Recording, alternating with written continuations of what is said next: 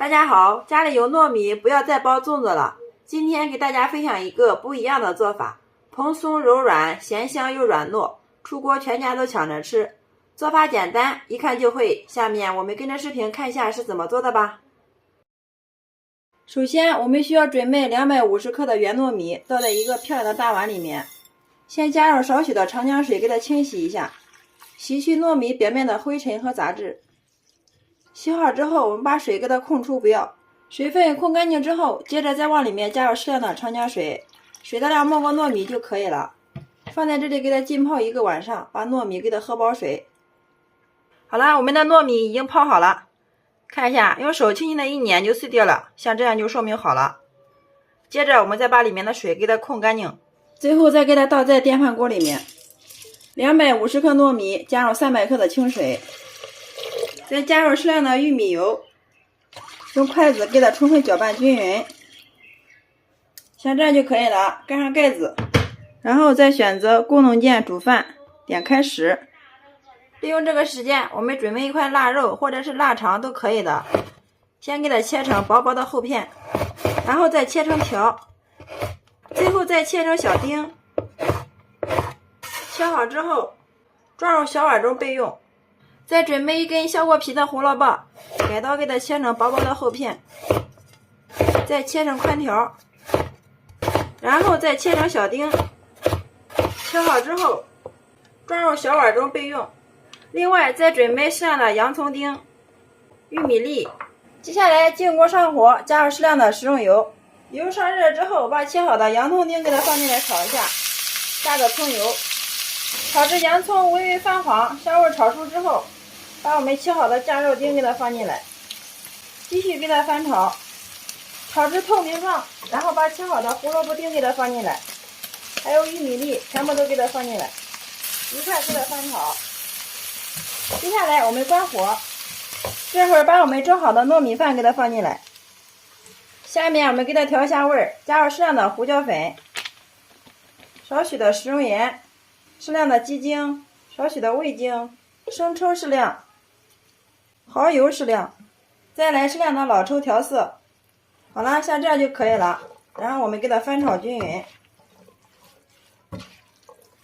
翻拌均匀之后，最后再往里面加入适量的豌豆，再次给它翻炒均匀，我们的馅料部分就准备好了。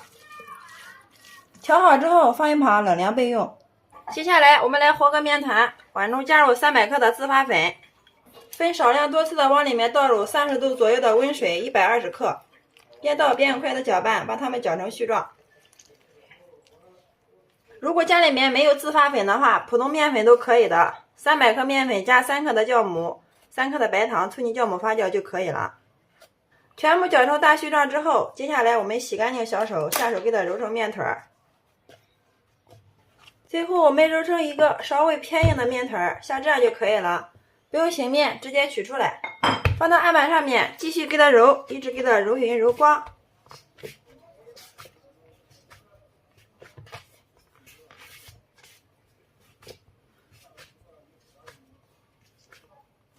最后我们给它揉成一个光滑细腻的面团，看一下，像这样就可以了。再给它搓成长条，再给它切成大小均匀的小剂子，取出一个剂子放到案板上面，稍微给它整理一下，用手轻轻的给它按扁，再擀成一个边缘薄中间厚的大包子皮，像这样就可以了。放上一份我们调好的糯米馅儿，然后慢慢的往里面给它收口。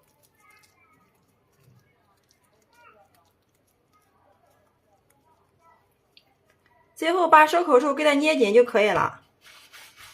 放到案板上面，稍微再给它整理一下。好啦，像这样一个生胚就做好了。所有的生胚一次做好之后，给它均匀的摆放到一个烤盘里面，烤盘底下给它刷上一层薄薄的食用油，像这样就可以了。放到烤箱醒发20分钟。20分钟之后，我们的生坯已经发了，然后再把每个生坯上面给它刷上一层蛋黄液，这样既好看又营养。上面再撒少许的白芝麻，点缀一下。接下来烤箱提前预热，然后我们给它放入烤箱中，上下温给它调到160度，时间设定20分钟，再把盖子给它盖上，然后点开始。好，时间到，我们打开看一下。哇，真的是满屋飘香啊！看一下这个颜色，非常的漂亮，金黄金黄的。好啦，下这就可以了，然后我们给它盛出装盘。好啦，下这我们的糯米包就制作完成了。